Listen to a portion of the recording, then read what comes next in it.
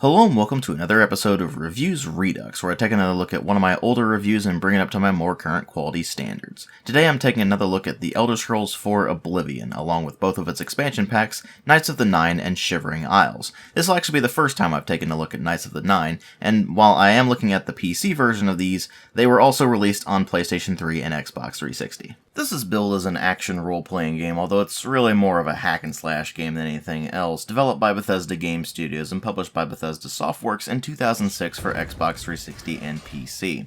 The Knights of the Nine expansion would follow later on in 2006, and of course the Shivering Isles expansion would come out the following year. And all of the expansions would be re-released for PS3 in 2007, along with, of course, the Game of the Year edition that would come out for Xbox 360. Upon its release, Oblivion was extremely well received, and it's gone on to become something of a darling among people who claim that they're RPG fans, and they constantly act like it's one of the best role-playing games ever made, which is a downright laughable statement for reasons that I will explain further on in the review. So, without further ado, let's go ahead and get this thing started. And we'll start like we always do with the presentation, starting with the visuals, which have aged very poorly since their original release, but back in 2006 they were actually pretty impressive, mostly with regards to the environments and the lighting. When you actually get into, for example, how the characters look, that's where things fall apart. Because, I mean, look at them. They barely look like they could even be people, and they tend to have rather misshapen and deformed faces that almost look disturbing. And when you look at the environments, you can't help but sit there and wonder how things could have gone so horribly wrong with the way the characters look, but not the environments, because the environments still look pretty good to this day, although you do run into some issues with texture quality, and especially pop-in. There is a really nasty amount of pop-in in this game, to the point where it actually starts to affect the gameplay. If you've got the visuals cranked all the way up, you would expect to have things popping in, maybe at a far distance, but sometimes they'll even pop in pretty close to you, and you'll just suddenly find that you're being attacked by something that you couldn't see because it wasn't being rendered yet. Thankfully, you don't run into many of those instances because the vast majority of the really nasty pop-in occurs at far distances, but it is something you do notice and it does take you out of the experience. And speaking of taking you out of the experience, if you have prior experience with the Elder Scrolls series, you probably know that Cyrodiil is supposed to be a jungle. This doesn't look like a jungle, does it? You know why it doesn't look like a jungle? Because they retcon things. This is where the retconning really hit its stride with the Elder Scrolls, and they just started basically making up whatever they wanted to, regardless of whatever the status was in the previous games. And what's even funnier about this is that they didn't even give an explanation for that until the Elder Scrolls Online, and it is such a pathetically hand-wavy response that it's just downright hilarious. So here are the two explanations that the Elder Scrolls Online gives for why Cyrodiil is not a jungle. 1. The historical texts might have been mistranslated. Or 2. The White Gold Tower, that really big tower in the middle of the Imperial City, adapted the climate to suit the Imperials living there. There's also another really hand-wavy response for why it's not a jungle, and that is Tiber Septim altered the climate. Regardless of the explanation, it's retconned, it's an obvious retcon, and it's just a stupid retcon. Cyrodiil would be much more interesting as a jungle than a generic medieval fantasy world. But you know what? At least it's still bright and colorful, and it doesn't end up falling into the same pit that Skyrim did. But anyway, before we move on to the rest of the presentation, I also want to mention that the animations in this game really are not very good either. They're serviceable at absolute best, although when you end up doing the sidestepping power attacks, you spin around like a complete moron, so that ends up being pretty annoying. Not to mention, the lip syncing is just downright awful. Most of the time it ends up looking more like a ventriloquist dummy than anything else, and even when it does kind of match up, it's still very obvious that they didn't know what they were doing with the lip sync. So while the environments might have been very impressive for their time, let's face it, those characters have become absolutely legendary as far as bad video game faces go, and there's a lot that's definitely problematic there. But then you move over into sound design, and that's where things definitely pick up a bit. I mean, you have a soundtrack by Jeremy Soule that is definitely an excellent soundtrack, and it's definitely more fitting than what you saw in Morrowind, at least as far as when the action ramps up versus when you're actually wandering around and just exploring things. Unlike in, say, Morrowind, where the rather gentle, upbeat music didn't really fit what you were wandering around and exploring, in Oblivion it definitely fits more with the much more serene landscape, until of course you get into a battle and it actually ramps up into some fairly exciting music. The rest of the sound design, on the other hand, is a bit messier. I mean, the sound effects generally work out pretty well, although some of them are fairly low impact, and the voice acting ends up being fairly decent, although you do still run into the same problem that Morrowind had, where everyone of a given race sounds exactly the same, unless they are a plot-centric character, like, say, Martin Septim. Martin Septim's voiced by Sean Bean. And, of course, the Emperor Uriel Septim is voiced by Patrick Stewart, for all of about 5 minutes before that character's killed off. And let's face it, people were really excited for Patrick Stewart being in this game until they realize that he's only in it for about 5 minutes, and that just ends up being rather annoying. It's a total waste of an excellent actor. But hey, at least we get Sean Bean for the rest of the game, so there is that. But all in all, the sound design is a bit more consistent than what you see with the visuals, because it doesn't have the same problems of age that the visuals do. And it certainly doesn't have the same technical issues that the visuals do. Although sometimes you do have some weird instances where the audio will cut out.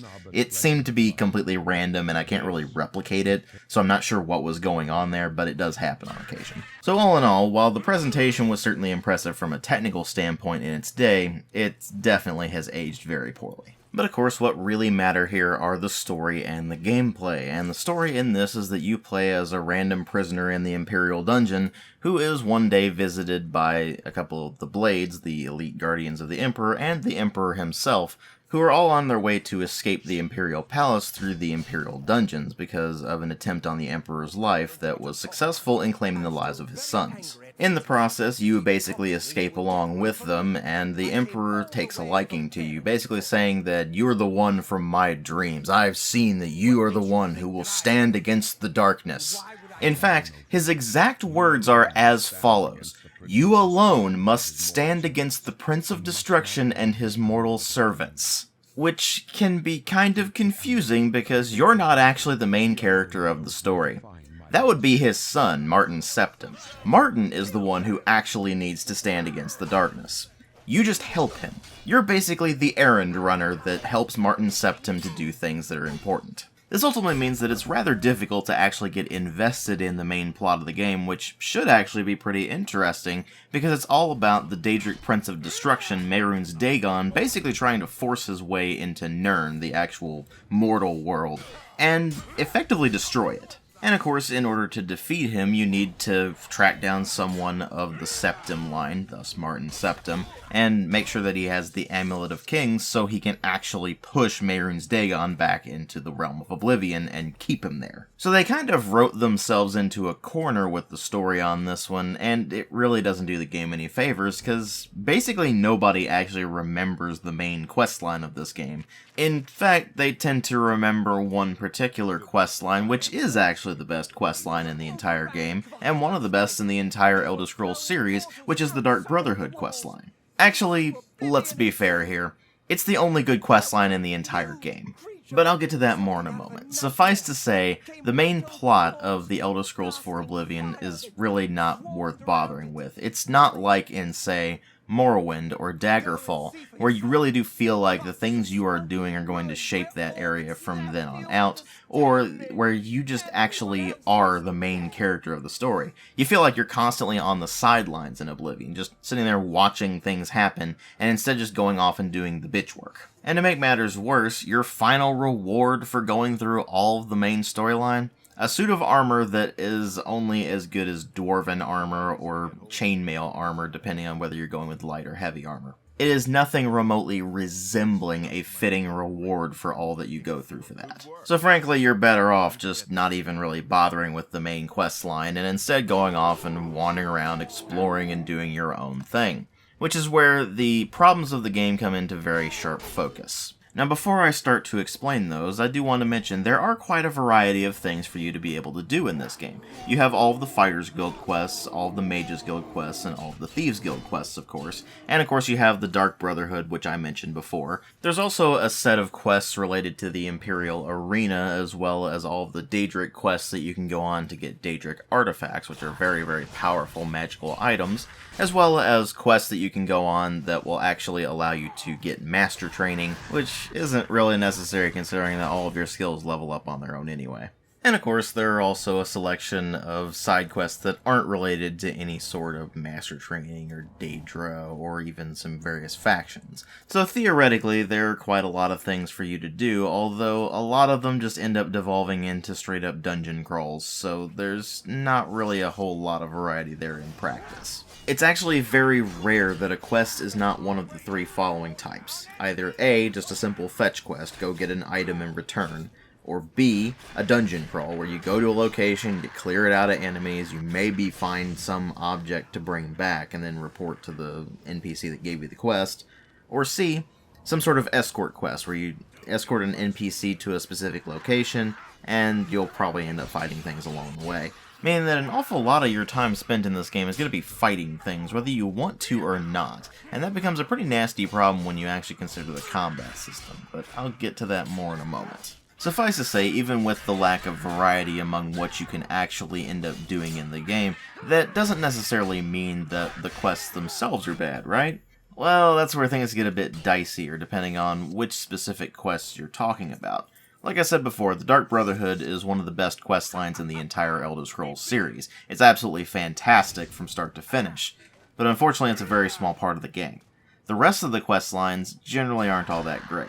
The Fighters Guild quest line, for example, ultimately culminates in the Fighters Guild rivalry with another company of mercenaries and you just having to resolve that, while the Mages Guild's storyline ultimately involves necromancy and why it was outlawed and, of course, hunting down and defeating all of the necromancers that you can find. The Thieves Guild questline is pretty much exactly what you would expect, which, after having played Skyrim, is actually a very good thing, because you're just going on various heists. You're stealing increasingly valuable things in order to increase your fame as a thief. And then, of course, there's the arena, where you just beat the living crap out of other fighters until eventually you become the grand champion, after which you get an adoring fan who will constantly follow you around and be incredibly annoying. And then, of course, there's the Dark Brotherhood questline, where not only is your character becoming a better and better assassin along the way, but you're dealing with a lot of really interesting, strange, and kind of creepy characters along the way, and it eventually becomes a story of trying to track down a traitor in your midst, which makes things a lot more interesting as you continue. So of the various questlines, the main questline ends up being one of the absolute weakest, and the Dark Brotherhood ends up being the strongest, arguably in the entire Elder Scrolls series,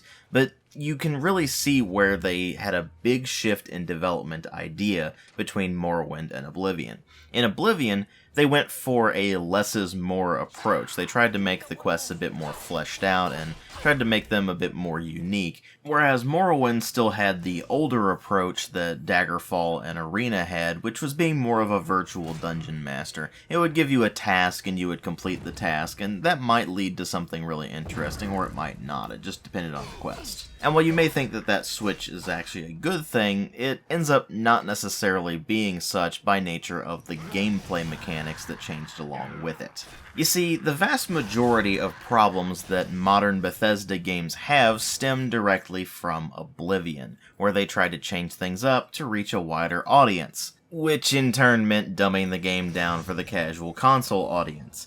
This means things like the removal of a few skills like enchantment, unarmored, spear, and medium armor, and consolidating others. For example, there's no longer long blade and short blade, there is simply blade, and there's no longer axes and blunt weapons, it's all simply blunt weapons. So while it's not nearly to the extent they dumbed down Skyrim, they still dumbed the game down a fair bit, and they give you a lot less options in both, of course, your skills as well as your gear. You don't have medium armor anymore, there's only light and heavy, and they even reduce the amount of armor slots you have. Now, there's only chest armor, gloves or gauntlets, your legs, your boots, and your helmet. Compare that to Morrowind, where you had individual slots for your right and left pauldrons and gauntlets, as well as a slot for your chest armor, your leg armor, your boots, and your helmet. In addition, in Morrowind, you could wear clothing underneath and over your armor. So you could wear shirts and pants underneath your armor, and you could wear a robe over your armor. That's all gone with Oblivion. You can only wear armor, or you can only wear clothing. There is no intermixing of the two. Even the durability system got changed a bit, so now it's only out of 100 as opposed to in Morrowind and, of course, previous games where you had different values for different qualities of material. Then, of course, they simplified the dialogue system, which admittedly was a bit of an issue in Morrowind because of the weird hyperlink structure that it had, and you ended up basically reading a frickin' novel. Now all of the dialogue is fully voiced, but there's a lot less of it, and your dialogue options have been reduced to basically just saying a topic, and then they just start babbling about whatever it is. And then, of course, they changed the persuasion system from just a list of options in Morrowind to a really terrible mini-game in Oblivion, or you can just use the bribe option, which is what I usually ended up doing because it made things a lot easier, and it actually worked. Now, they did introduce a lockpicking minigame, which allows you to open locks of really any skill level as long as you yourself are able to set all the tumblers with your own skills. So it's not like they only screwed things up there, but then they went and messed with the security skill by removing the disarming traps side of it, which is now based primarily on physics as opposed to anything else. You see, this game uses the Havoc physics engine, which allows them to do a few more interesting things than they could in Morrowind. For example, arrows are now recoverable as opposed to just being lost to the ether whenever you miss. But of course, in addition to that, they also have more physics-based puzzles, so you'll have a pressure plate that if you step on it, or if you actually shoot it with an arrow, then it will trigger a trap. Or you'll have a tripwire that you can actually spot and cut before you actually trip over it, and thus throw the trap on yourself. So that sort of thing relies more on your own observations as a player than simply a skill check, which is kind of interesting. It's a different way of handling it. But at the same time, it also limits what they could do with the traps, so it's a bit of a double-edged sword there. You'll find that the vast majority of the traps in the game are painfully obvious, and they're usually just a pressure plate in the middle of the floor that you can see from half a mile away, and you're like, yep, that's a trap, I'm gonna go ahead and trigger it from a distance and be safe. But the physics system also requires you to have a bit more skill with regards to aiming your bows now as well, because the arrows actually have projectile drop as opposed to just going straight out. So the physics system is ultimately a positive change, but it's definitely got a bunch of issues that they hadn't quite ironed out in this particular entry in the series. And of course, this being a game from 2006, ragdolls were a relatively new thing, so they were like, we gotta have those in our game, but they just end up looking positively goofy. And speaking of positively goofy, there was the major change they made to navigation, which is a surefire sign of them dumbing the game down for a casual audience, which is the objective markers. You see, Morrowind had a problem of being a bit confusing to navigate sometimes, but you were generally given directions to where you needed to go, and as long as you followed those directions, you could find things without problems. It gave you more of a grounding in the world. It had a sense of, okay, I'm actually wandering around here, people are telling me where I need to go, I don't just intuitively know where things are. That's not the case with Oblivion. In Oblivion, there's a magic arrow showing exactly on your map where you need to go and what item you need to pick up, or what enemy you need to talk to or defeat or whatever, and it just ends up breaking the immersion. Not to mention the implications it actually has on gameplay, because in addition to the objective marker system, there is now a fast travel system that allows you to go to any discovered location on the map. So as long as you've been there and discovered it, then you can just show up there immediately without really having to navigate anything at all, and then just go to wherever you need to go from there. On the one hand, that does make navigation a lot faster, because if you've already found a location just by wandering around and it's pretty close to where you need to go, you can just travel over there and then go the rest of the distance. But it does make things also a lot quicker and easier is not really something you want with this game because it's already pathetically easy to begin with. I can't think of a single quest in the entire game that requires you to actually put any real thought or effort into it, and I certainly can't think of any combat scenario that requires anything more than just perseverance. Because here's how your typical combat scenario in Oblivion goes. An enemy will see you. It will run directly up to you and start swinging madly like an idiot. You will probably just hold up your shield and take a few hits until eventually the enemy staggers, then you'll smack him around a bit, and you'll just repeat the process indefinitely. I mean, sure, the combat system is improved a bit over Morrowind, where in Morrowind you would just stand there and swing constantly and just be missing almost every attack. Here, if you swing and the enemy's in range and you're aiming at them, you're going to hit them, unless of course they block or something.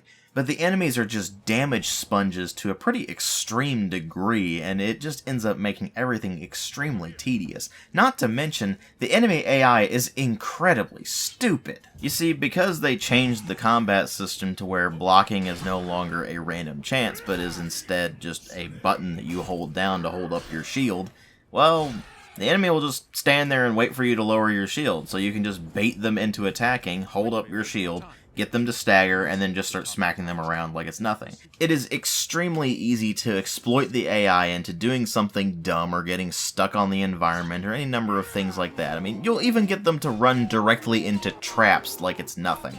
It's downright pathetic. I mean, your options are as follows. Either you press the button for a normal light attack, you hold the button for a power attack, and you have different power attacks depending on which direction you're moving, or you use a spell. And that's it.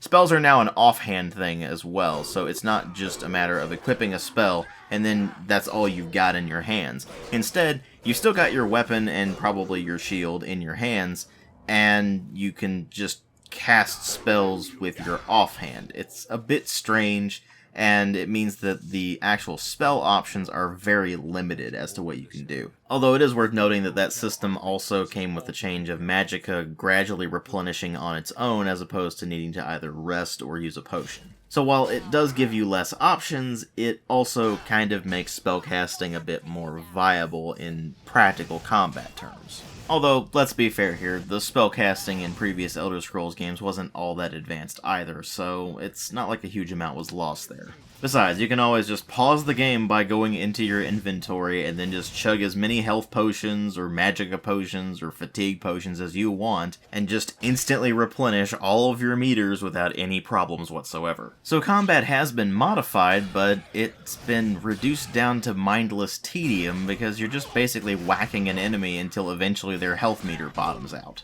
There's no strategy to it, there's no advanced tactics you can use, there's not even really any preparation work. You just go into every single fight, and you come out on top of it without any problems whatsoever. Particularly considering the game just throws health potions at you like candy, so you're pretty much never going to die. And you may be thinking, oh, but DW, it clearly gets better at higher levels when you get access to better equipment. Actually, it doesn't. Because you know what the problem with Oblivion is more than anything else? It's the level scaling.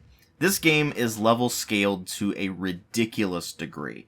By that I mean, you can complete the entire game at level 1, except for the handful of quests that require you to be a specific level to actually go on them. Entirety of the main quest, entirety of the Fighters Guild, Mages Guild, Thieves Guild, Dark Brotherhood, and Arena quests, all of it can be completed at level 1. The only reason that you might even level up at all during any of those quests is that some of them require you to rest in order for the quest to continue. Resting causes you to level up. Guess what happens if you level up? Everything else levels up with you, whether it's the smallest animal, onto the bandits. Eventually, you'll hit a point where all of the bandits are running around in Daedric armor, which is ridiculous. But it gets worse than that, because not only is that utterly ridiculous, but even if you continue leveling past that, you will eventually hit the point where the amount of enemy health is so ridiculously high, and the amount of damage resistance they have is so ridiculously high, that basically the only way you can actually do damage to them is to have 100% damage reflection. In other words, leveling up is actually a punishment. You don't want to do it because the further you level up, sure you get access to better gear, put that in air quotes, but that doesn't matter because the enemies are coming at you with gear that's just as good if not better, and they do more damage, and they have more health, and you pretty much can't deal with it. So what's a lot smarter to do instead is to just stay level 1, because guess what? even though you're not necessarily leveling up, your skills are still going up. You still get to do more damage as those skills increase. You still get access to the additional power attacks and such like that, and all the various level bonuses that you get from the various levels of mastery that you can achieve with those skills. But your overall character level will never increase, and your own attributes like strength, dexterity, and so on will never increase as well. Those don't really matter all that much in the grand scheme of things if you stay at level 1 the entire game, because it's actually smarter to do that. You'll find the game gets easier the more you play it that way. I mean, sure, you won't be able to go on the Daedric quests, and you won't be able to get Daedric armor or anything of that nature, but really, is the trade-off worth it? Would you rather just spend the next 20 minutes fighting an enemy as opposed to the next 5 minutes? Because that's the difference. You spend several minutes fighting something versus spending about half an hour fighting something. Given how insanely boring the combat is, I'd much rather take the shorter time fighting things, thank you very much. So you've got some dumbing down of mechanics, you've got a combat system that was overhauled to be, well, more functional than Morrowind, but ultimately ended up being a hell of a lot more boring, and a leveling system that is completely broken across the board. Not to mention faction quests that mostly end up being on the weaker side of things except for the Dark Brotherhood, and of course a very weak main quest line. And to make matters worse, that broken level scaling actually ends up permeating not only the combat system, but even the quest lines, because the quests will give you leveled loot, which in turn means that you are never going to have any gear beyond your current station. You're only going to find loot that is appropriate, in air quotes, for your level. You're never going to have those moments like you would have in, say, Morrowind, where you would just stumble upon some extremely powerful artifact like the Ice Blade of the Monarch. That doesn't happen anymore. Instead, you wander into a dungeon and you're just going to find the same old generic crap that you've been finding for the past 30 dungeons, and you'll have the end of a questline maybe give you a unique item, but within a few levels, you might as well just discard it because it was given to you at a lower level, which means that its stats were appropriate to whatever level you were before. It just ends up being obnoxious. And when you bring all of that together, you end up with a game that is just a mind-numbingly tedious slog throughout the vast majority of it, and if you try to continue leveling up, it just eventually becomes downright infuriating because you're just sitting there dealing with damage sponge enemies that aren't any smarter than they were at level 1, but whose stats are just so much higher that you basically can't do any real damage to them except over a very long period of time or through using exploits. Not to mention the pile of logical and lore inconsistencies, which I've already mentioned some of that, but even things as simple as, okay, look at all these Oblivion gates opening up all over Cyrodiil. You would be expecting Daedra to just be pouring out of them and slaughtering everything in their path. No, they're not. There's maybe one or two scamps running around in front of the Oblivion gate, and thus you can just go through and close the gate without any real problems. It just removes the sense of urgency from the main quest, because you would be expecting this to be a big deal. You'd be expecting, if there's Daedra pouring out of these various Oblivion gates all over Cyrodiil, then there would be a lot more massive battles for survival, or you'd be on a very short time frame. No, it may just be a mild inconvenience to the local populace. There are only 2 points in the entire game where those Oblivion gates are actually shown to be a threat, and those are both part of the main questline. Every single other Oblivion gate in the game is shown to be nothing more than a mild annoyance to any Imperial Legion soldier who just happens to be going past. And if that's the case, then what's the rush? If they know they're out there, then who cares? I mean, the Imperial Legion's clearly capable of handling it, so why should you have any sense of urgency for closing those Oblivion gates? Or how about the change made to the guild system to where now advancement is based entirely on quest progression as opposed to on skill and quest progression? So for example, you can be pretty much just a plate armor wearing, sword wielding fighter with barely any magical abilities whatsoever and still become leader of the Mages Guild because you just completed the requisite quests. I mean, at least the Thieves Guild requires you to be stealthy throughout its mission, so you're still going to be required to actually have stealth abilities for that. So that's better than what you see with the Thieves Guild in Skyrim, at least. But you could see where the roots of the problem exist in Oblivion, and they would only get exacerbated in Skyrim. And sure, they did make a few slight enhancements here and there. I mean, it's faster to go from point A to point B now, because not only do you have access to horses, but you also just simply run run faster, and running no longer requires any fatigue in order to use it, so there is that.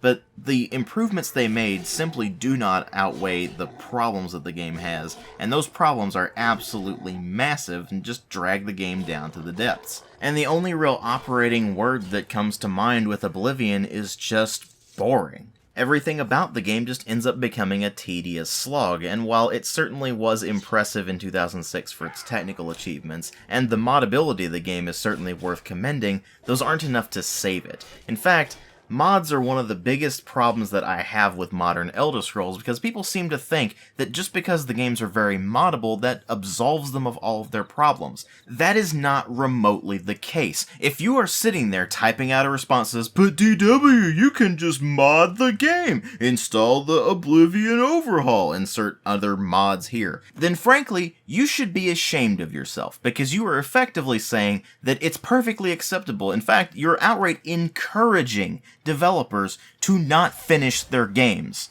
Because you're saying that even if the developer doesn't do a good job, then it's up to the modding community to fix everything. That's not what mods are for. Mods are to enhance already good games. If you're having to mod something to fix it, then there's a very select few circumstances where that's okay. For example, really old games getting modded to have widescreen. That's fine. They weren't anticipating widescreen back then. Community fixes to run things on modern operating systems? Perfectly acceptable as well. Again, they weren't anticipating those particular changes back then. But if the game requires a complete overhaul mod to be anything resembling a halfway decent game, then there is something horribly wrong. And that's precisely what happens with the Elder Scrolls IV Oblivion. You need to mod it in order for it to actually be anything resembling a decent game. Because the game is just so broken in its default form that it's just unacceptable. But here's the thing. With Oblivion, there was plenty of room for them to improve the game. All they had to do was patch it. Pretty much all of the major issues could have been patched out, but they never did. Instead, they released a couple of expansion packs and then just wiped their hands of the whole affair. As a result, the Elder Scrolls IV Oblivion, in its base form anyway, gets a 1.5 out of 5.